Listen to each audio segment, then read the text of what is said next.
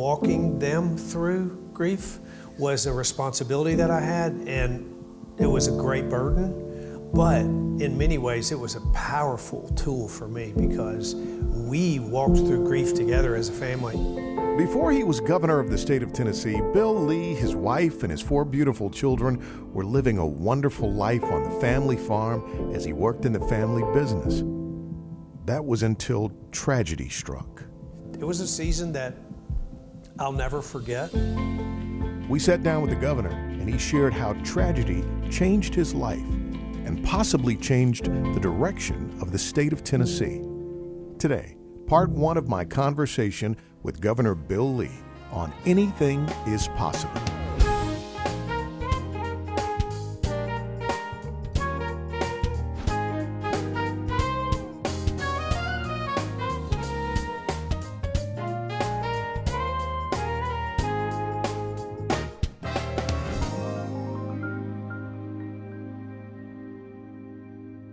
This is Anything is Possible. I'm Halloran Hilton Hill. Governor Lee, may I call you Bill? You certainly can, yes, sir. It is great to be in your residence. Thank you, Howard. So I didn't know you. The first person that told me about you was Tom Ingram. Oh. And Tom is a dear friend of mine, and he said, you might want to be on the lookout for this guy. He is fantastic. So I meet you. I don't remember what you said the first time I met you. I have no clue. I just remembered your spirit. I was like, I have been around a lot of powerful and political people, and I didn't feel the power or the politics. I just felt the sense of peace. I just liked your spirit. Well, people would say that about you. You know that. You also are one that there's a reason that people watch and listen and pay attention to you because they're attracted to your spirit. Where are you from? Not far from a few hills over, 20 miles from here, 25 miles from here. I grew up on a farm that I still live on today. Maria and I go home every weekend to the farm from here. And my family's actually been in this state since it was started 225 years ago. So really? Mostly right in Middle Tennessee. My mom is from Memphis, so I have West Tennessee roots as well. Maria, my wife, her family is actually originally, or generations ago, from East Tennessee, from Tri-Cities area. So, and my family's from Middle Tennessee. So we have kind of the grand divisions all covered in our family. What was it like growing up on a farm? Tell me about your mom, your dad, that whole experience. It was different than it is today. 25 miles from here was rural 50 years ago, but it was I was a very blessed kid. I had a great family and a strong family, working dad. Mom worked, but at home. She had 5 kids. There were 5 of us siblings. Where do you rank in the birth order? I'm in the middle. And we grew up on a cattle farm. It's still an operating cattle farm. So we worked a lot as kids, which was a good thing. My dad was very committed to work ethic and for everyone playing a part. But it made for a very strong family and very, very fortunate. In fact, I live on that farm now. There are 9 households of us, my siblings. 4 out of the 5 of us still live on the farm, and wow. Several of our children live there. My mom's still there. My dad passed away 8 years ago, but it was a great life to grow up that way, and I'm still very privileged to be connected to my family at the farm today. What were your early interests? Did you know who you wanted to be, what you wanted to do? I love farming. And I love agriculture, so I was very interested in that route, looked at it, thought about it. But I also had an interest in kind of math and science, and saw opportunity through school to go that route. So I ended up going into engineering school, got an engineering degree. So my dad ran a family business, which was an engineering and construction services company, and then he also, as a hobby, ran a farm. So he was a bit of a farmer and a business guy. My brother actually got an ag degree and took over the farm, and I got an engineering degree and took over the business. And my sisters did a number of other different directions, took other directions. We're shaped by the values that are in us and around us. So there's a lot of what we absorb through DNA. You probably see your father and your mother in you, coming out of you, but then when you're around them, you absorb a value set that defines you. Sometimes you'll rebel against it, and sometimes then it will confirm itself. I would love to, when we come back, for you to set the stage and to tell us about the values from that world of engineering and business and farming that came to shape the man we know as Bill Lee. Yeah. You're watching Anything is Possible. We'll be back with more in a moment.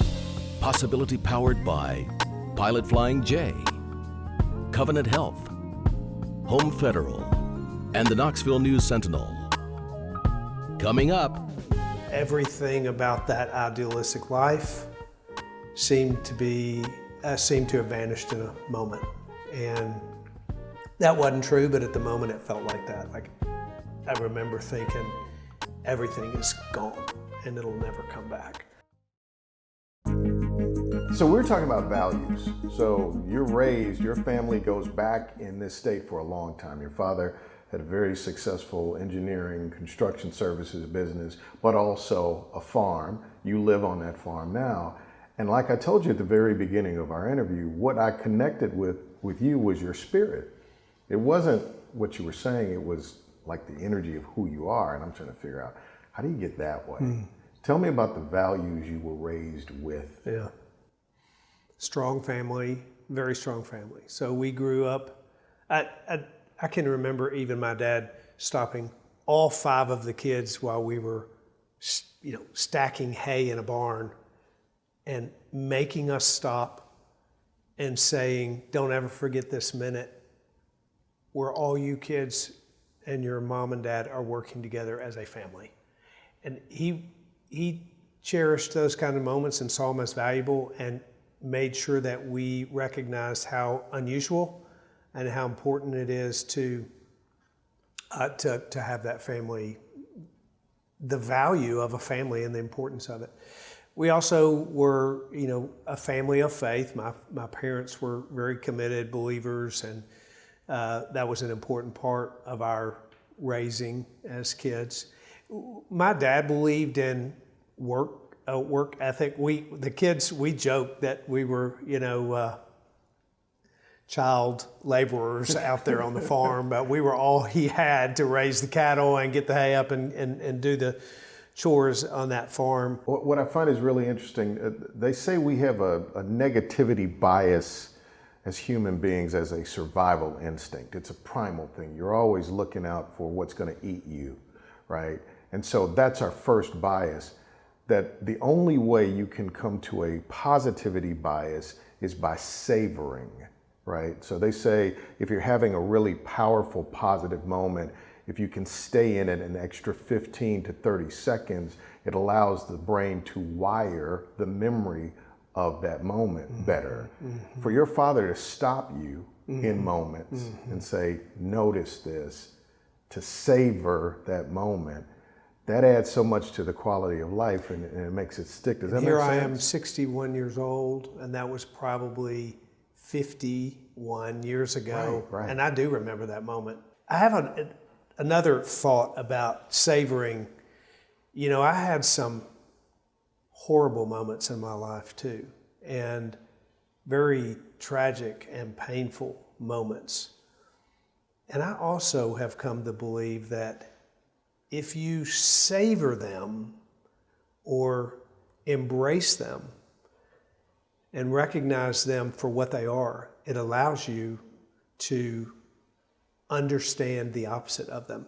To the depth that a person experiences tragedy or sorrow or grief or whatever the bad experience is, to the degree that they experience that, I believe it's an equal degree they can experience the opposite: joy, appreciation, recognition of all things that are good. So this idea of embracing a moment is important. Talk about tragedy in your life. You go to school, you step into the family business, you're running the family business, you're going along, and then you hit a brick wall, or a brick wall hits you. I left school, got a job with the family business back on the farm, beautiful wife, beautiful kids, beautiful life, loved God, was blessed and favored, and had a day when that all changed. My wife was horseback riding with my 4-year-old, and I found my 4-year-old wandering alone, and so then I found my wife, and she lived for a couple days and then passed away. And everything about that idealistic life seemed to have vanished in a moment. And that wasn't true, but at the moment it felt like that. Like, I remember thinking, everything is gone and it'll never come back. Where did you find her? In the field, in a pasture with a horse she standing passed next to out? her. And yeah, she was. She never recovered from that. She was in a coma from that point forward, and then was life flighted, but never recovered. And certainly everything did change in my life. In many ways, my life was turned upside down, and it was a tragic experience that has become one of the most transformational events of my life, certainly. And part of it was recognizing it for what it was. But part of it is just, I talked a little bit about faith earlier. Part of it is just embracing what God has for us in good and bad moments. Were you able to embrace it initially, or did you learn to embrace because, did you feel like your legs had been cut out from under you? Was there a period where you were angry with God? Was there a time when you put God in time out?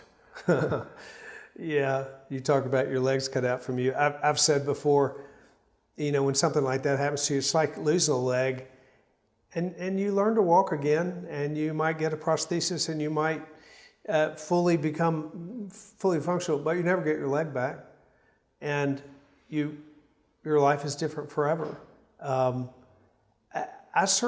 We were talking about this just the other day, about anger as a stage of grief, and certainly it happens.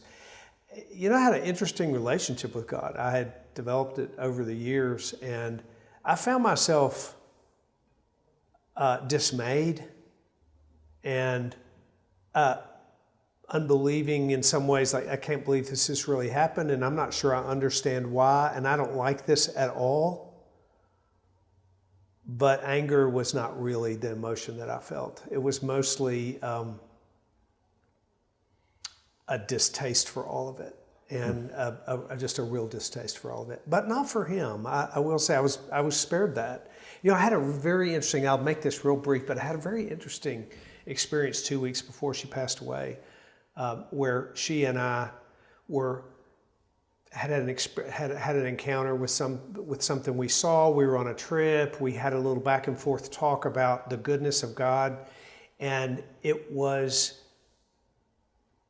a moment that 2 weeks later I recognized that God had given me with her, and it made me think, this is not a big shock and surprise to him. He's in this somehow, which allowed me to really say, I can't be angry about this because there's more to this than I understand. But it was very contemplative. It caused me to ask him a lot of questions and spend a lot of time digging in and going, if you're real, this is when you got to show yourself. And he did. Let's take a break. When we come back, I want to talk about life after tragedy. You're watching Anything is Possible. More in a moment.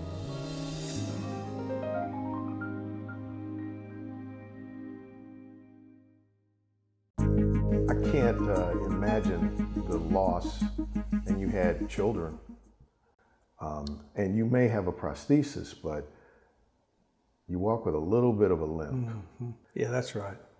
And I did have 4 kids, and in some ways that was really hard in the sense that I had a 4-year-old, 2 9-year-olds, and a 14-year-old at the time. And walking them through grief was a responsibility that I had, and it was a great burden, but in many ways it was a powerful tool for me because we walked through grief together as a family, and I had a real job before me that I loved and appreciated and was happy to do it in spite of the circumstances. And I have a really dear friend who lost her husband, who was one of my very best friends, and her kid, they're our age, and her kids are grown, and really different when you don't have the purpose that I had of these 4 kids sitting there needing somebody to walk through with them. But it was a season that I'll never forget. I look back on, and it was rich and deep and meaningful and purposeful, and my kids and I have a relationship that few dads get to have with their kids because of the years, especially the weeks and months after, but the years following. I'm continue to be a very blessed man because of my family. So a couple of things are popping up for me. That moment where your dad causes you to notice a family working together to work through something and imprinting that. This whole notion of we're a family, we're a team, and maybe even grief and recovery is a team sport. Yeah. That keeps showing up, and that's really powerful in your story. And I remember sitting there with my children going, guys, we're going to have to do this together. And what was just a few weeks ago we're relationally all in a different place. We need each other. You need her and he needs you, and we got to do this together. I remember having those conversations, and multiple times, like, guys, we can do this. We can, through all things, Christ strengthens us for all things. And I was like, we can do this, guys. It's a tough journey we're in. And I used to tell my kids too, most kids will never know what you're walking through exactly. And this story of ours it's replicated thousands of times. Right. So everyone has a pain journey and a struggle and difficult ones. And I'm an incredibly blessed guy. I do not have the worst story in the world, and my kids don't either. We know it. But everybody has their thing they walk through. And I would tell my kids, most kids don't know what it's like to experience the thing that you've experienced right now. And, let God walk you through this, and it's going to enhance who you are as people. It doesn't take away the pain, but it's a new facet in who you are. So yes, walking through it as a family. And then of course, Maria came along and enriched and enhanced my life all over again. And that was a whole nother beautiful part of the redemptive story of my family and my life. And this story of family togetherness to work or to build something or to survive something is pretty incredible. And now it's making sense to me about what it is about your spirit. If you ever run your hand across a rough piece of wood, in order to get that smooth finish, we sand. And the sanding really is a ripping away of everything that would snag, right? And it seems like you've been finally sanded by grief and by struggle and by challenge. And interestingly, and I'll throw this in just because, my first wife and I had 5 miscarriages and a stillborn. And we went through a really difficult season together, the two of us, in getting 5 total. One of them, one of the losses was a stillborn. So, and we also had twins after all that. So God has a sense of humor too, and a blessing. But so I went through a little really interesting season of life that prepared me for some of the things that were going to come. We had this season with my wife. My oldest daughter tried to take her life after her mother died. And for a parent who's trying to walk their kids through grief, that was almost as bad a day as I'd had. I mean, it was a terrific challenge for me. And for her, of course, the challenge of the mental health struggles and suicide attempt. So, and business struggles right after that because of a lot of circumstances about not being in. So I went through a season of life that was a lot of things that needed to be sanded away. And that's part of why I say at 61 years old, multiple times where things occur in your life, just like everyone has multiple events that occur in their life. If we really can embrace those events and say, what is this about? What is it for? How can I don't have to be happy about it, but how can I understand that this is going to be transformational for me? It's a truth, I think, that makes life very doable. Not only doable, but very good. And I actually only think it goes along. It's only possible with God. I mean, he in our human strength, we can't do that on our own. So when we turn to Him and say, how do I do this? How do I see this? How am I supposed to walk through this? How's this going to make me a better person? He does that. There's something that God has done to your spirit that I think speaks to your style of leadership and what you do. So I want to circle back in our next episode because I want to talk about, when you've been injured or you've been disabled, you have to go through physical therapy to learn to walk again, to learn to talk again, metaphorically. And love comes into your life. And love may be the best metaphorical physical therapy ever. Yeah. So I want to talk to you about life after, because you have to rebuild and you have to sort through all of this, but you find the love of your life, that transforming love. There's an old hymn that says, "Love lifted me." That's right. Bill Lee is my guest. You're watching